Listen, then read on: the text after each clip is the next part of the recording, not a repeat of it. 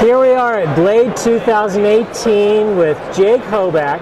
And Jake, we're going to do a little update. Last year we talked with you and you were working on a project for NASA. How is that coming? Tell me where that's at. It's awesome, yeah. Thanks for having me. So the NASA project is going really well. Slower than I anticipated, but that seems to be life in general. Many of the plans I'm in. So a lot of some quick updates. We've made a lot of idea changes, I guess is the best way to put it. I've gotten some new information, which kind of changed my outlook on how I wanted to do things. So this is the Paraclete model. This is not the model I will be submitting, but this was the proof of concept for several different design ideas that I had to approach into the NASA design.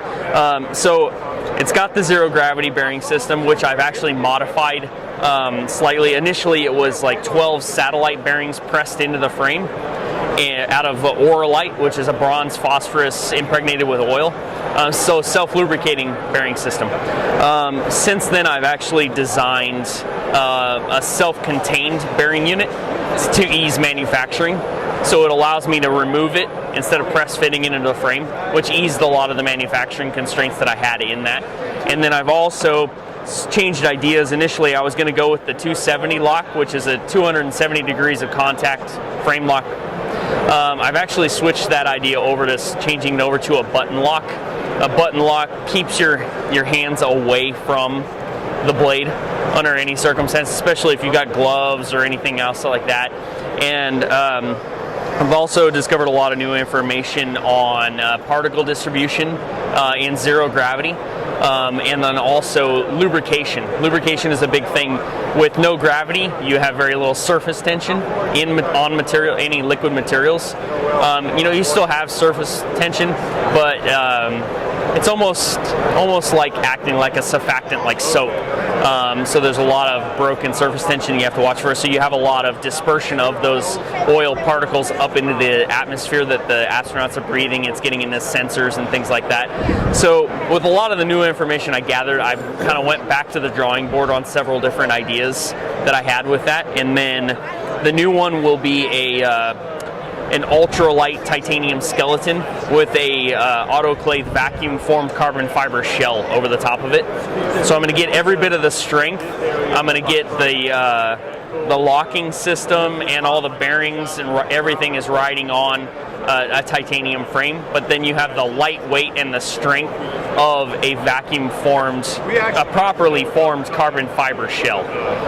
So you're going to get all the strength, but all of the extreme lightweight that goes into that, and that's a big thing for them, for any NASA related project or anything that's going to go into space, whether it's SpaceX or satellites or anything like that. It's got to be very lightweight, but it's still got to be strong and user serviceable. So I've gone back and forth with a lot of different ideas, and so far I think we're settling down the zero gravity bearing system, and then a button lock, and then the kind of an exoskeleton of carbon fiber over a titanium skeleton. Now, a lot of the viewers don't know Greek, so what does Paraclete mean in Greek anyway?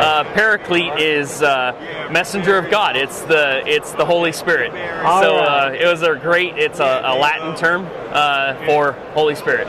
All right, that's great. Jake, you're interesting in that you combine your faith with your knife making skills. There's an interesting way that you do your packaging and process in Pittsburgh. Tell us a little about that. Yeah, so we actually work with the Blind and Visual Rehabilitation Center in Pittsburgh, Pennsylvania. Initially we had made all of our own packaging and all of our boxes and our leather pouches, and then we handed that off to the Blind and Visual Rehabilitation Center in Pittsburgh, gave our process over to them and sent them some tooling to do that, and it gives us the ability to help out the community and then also do all of our packaging. Here's your packaging, and it is a fine looking, that's real wood, isn't it? Yep. Wow, that's and then really good. We burn the logo in with some custom made dies that we had made for doing just the wood burning. And then our leather pouches are also made the same way. Cut out by hand, all hand laced, and then burn the logo in.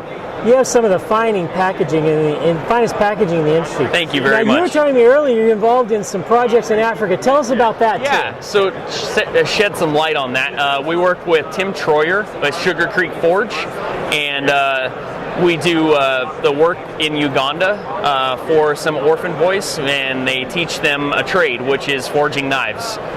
So we've sent them over some equipment, and we fund them whenever we have funds available to help them teach those boys a trade.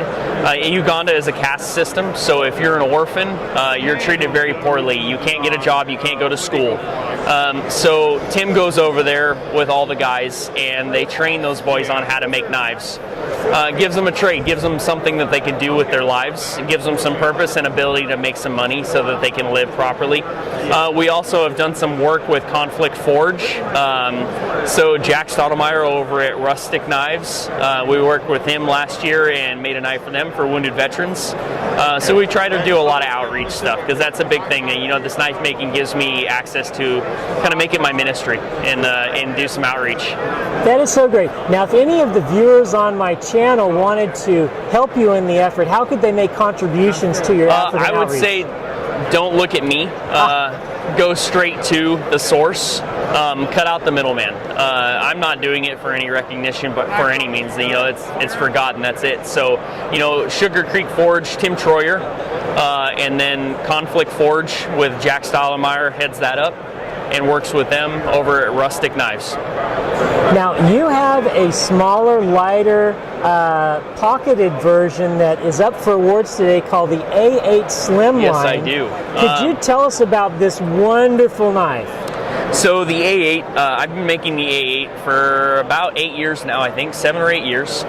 We make 3 different versions. We have the A10, the A8, and the A15, all different sizes. The A8 is the smallest of them. And then this one, what we did is we did a slimline version, which is 5/32 material for frames and blade. Typically we use a 3/16 thickness material. This gives us a lot more pocketability. Takes up a lot less real estate in your pocket, and just really gives it a whole different feel compared to a thicker, more beefy knife. We also, this one is DLC coated, black diamond light coating. We also do a lot of internal pocketing. I don't know if the lighting in here, but you can see we try to make everything as lightweight as we possibly can while maintaining all the strength. So we do a lot of internal pocketing, and we did some nice decorative texture on the outside pocketing. That just gives you a bit of grip on there and gives it a unique look. Now, this knife contains the Hoback roller detent system. It does. So right here. So what that does is there is a captured bearing in this set screw that allows the bearing to roll across the surface of the blade. Typically what you would do on a frame lock or a liner lock is press fit in a ball bearing into the frame, and it would drag across the blade as you open and close the mechanism. With the HRD, it actually has a rolling bearing that glides across the surface instead of drags across the surface. That's something I've been doing for the last 8 or 9 years, and it's been awesome. We have a lot of different knife makers. Darren Sartorius over at TCT Knives uses it. Ferrum Forge uses it. There's a lot of different makers that use it, and a lot of up-and-coming guys that come and get us. And I let anybody that wants to use it use it. A lot of people buy them for me because I have them custom made. So it's been pretty fun. I enjoy it. Now, you are an innovator in the knife industry. You have the Hoback roller detent system. You have your zero gravity bearing system. Do you have any other innovations that no one else has done before? Well, I have the 270 lock that I did the concept for in the Paraclete. Now, obviously, this is my personal knife. It had a little notch cut out in here in hopes of like showing off the mechanism. But it's difficult to show a lock while it's engaging. But the basic premise is that it has 270 degrees of contact on the blade. So it works almost like a pin. There is a little lever that sticks out from the end of the lock that drops into a pocket that is machined inside the blade. And it's got, each locking surface has a different angle of approach when it locks into place. So when you load tension on that lock in the like you're trying to close it without pushing the lock bar over. What'll happen is, as the titanium lock bar flexes, when you do so, it will cam that pin into place and lock it into place and prevent it from being able to be closed. So it solves a lot of age-old problems of frame locks and liner locks slipping off if made improperly, or they don't have enough tension, or you just happen to slip it. It solves a lot of those problems, but what it did do is create a whole lot more manufacturing problems. With 3 different angles on a very small surface, it's very difficult to manufacture. So I brought in some new equipment in the shop that allows me to manufacture that a lot easier, so you'll probably see a lot more of that, of the 270 lock in the future. Wow, Jake, you're an innovator in the industry. Thank you so much for your time. You appreciate it. Thank you.